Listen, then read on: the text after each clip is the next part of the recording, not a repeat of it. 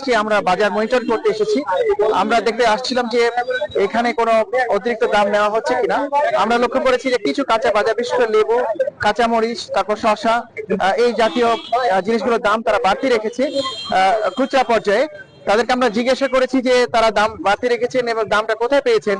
তারা আমাদেরকে কোনো রিসিট দেখাতে পারেনি। আমরা ভোক্তা অধিকার এবং কৃষি বিপণন যে অফিসার আছে তাদেরকে ব্যবস্থা নিতে বলেছি।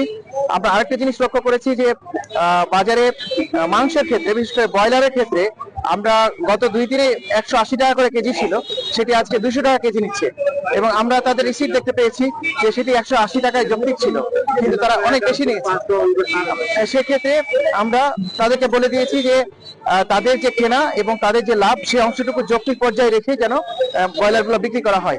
এবং 190 টাকা হলেই মনে হচ্ছে যে তাদের লাভ এবং তাদের যে বিক্রি, এটা একটা সমন্বয় হবে। আমরা আশা করছি যে এটা বাজার তদারকি অব্যাহত থাকবে এবং আমাদের যে দোকান মালিক সমিতি এবং অন্যান্য যারা স্টেক হোল্ডার রয়েছে তাদের সাথে আমরা আবার বসবো যে তারা কেন এটা এই স্লিপবিহীন নিয়ে আসছে এবং তারা আমাদের অন্যান্য বাজারের কথা বলছে যে তারা স্লিপ দিচ্ছে না। এই স্লিপটাকে আমরা এনশিওর করব এবং তাদের মধ্যে একটা জবাবদিহিতা নিয়ে আসবো যাতে করে ভোক্তা প্রতারিত না হয়। আমরা এটা চেষ্টা চলবে।